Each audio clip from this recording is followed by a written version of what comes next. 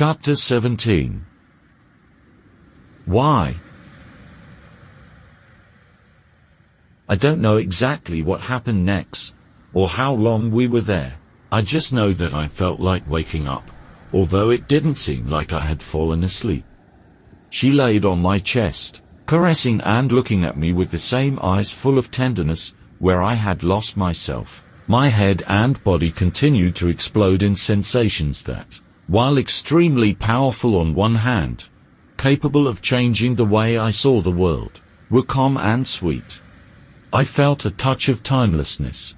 I understood at once what she had told me about God, about good and evil. She smiled. There was no need for words to express ourselves. Our exchange of glances said it all. For the first time in my life, I didn't feel alone, and I was sure that I would never feel alone again. She touched my lips with the tip of her finger, as if to get my attention. We have to go. I nodded in agreement. She got up, and I got up shortly after, shaking off the sand still clinging to our bodies, and we put on our clothes. I looked at the clock. 2:47 p.m.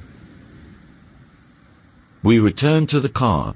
As we walked, I felt, not as if I was walking, but as if I was somehow floating, as if I had no weight. Upon reaching the car, I looked at the vastness of the sea, and the colors somehow seemed different, brighter, with details more vivid, more defined. It was as if I had always seen life and the world through dark glasses with lousy lenses, and suddenly they were taken away and revealed the true colors. We sat in the car. I remained for a few moments reflecting on all this, on the days since I had met her, on the sequence of events until we got there. I couldn't help but ask, why? She looked at me with a serious expression. She measured the words she was about to say to me next. There are things that can be easily controlled.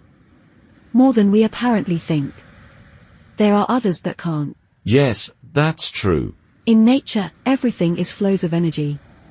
All energies influence each other, sometimes imperceptibly. However, although we may not perceive them, we intuit them. We need to intuit them as the animals we are. Evolution has led us to this. Do you understand this concept? Yes, it's not very difficult to understand.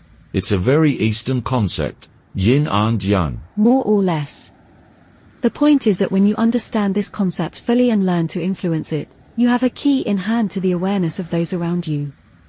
You asked me several times why you didn't feel attracted to me, and that confused you, didn't it? Yes, and to be honest, it still confuses me.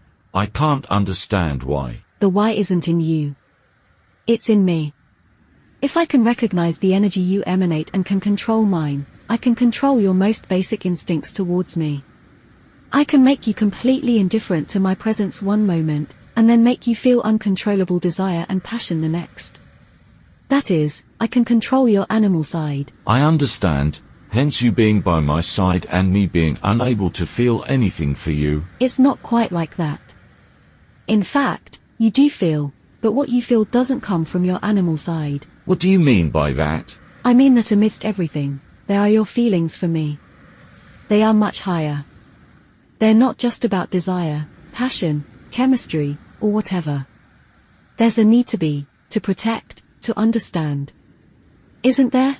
We fell silent, as I reflected on this, as I searched within myself for what was truly there regarding her. Yes, I think you're right. It started with a fascination for you, for the way you presented yourself, for the way you are, but as you revealed yourself, it's also a need to feel you close, a desire to protect you, to know you more and more, to understand you. No matter how difficult that may seem to me, I like your company. I like you being present, and I feel such empathy with you that when you're sad, I can't control wanting to comfort you. But it's still a calm feeling, isn't it?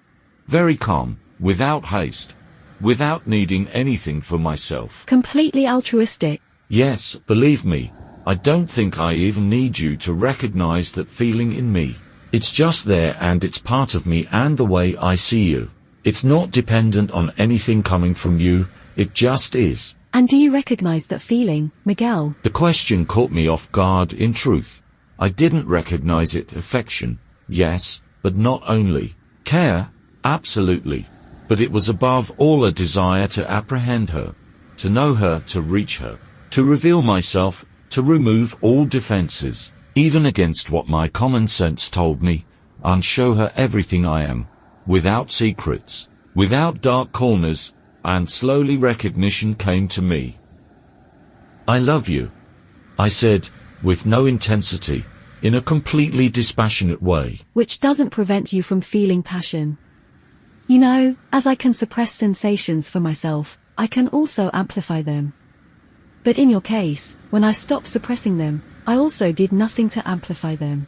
And yet I feel like I've never felt so much passion and desire for a woman. She smiled, leaning towards me. She kissed me gently, and then asked, And what if we find some place to eat something?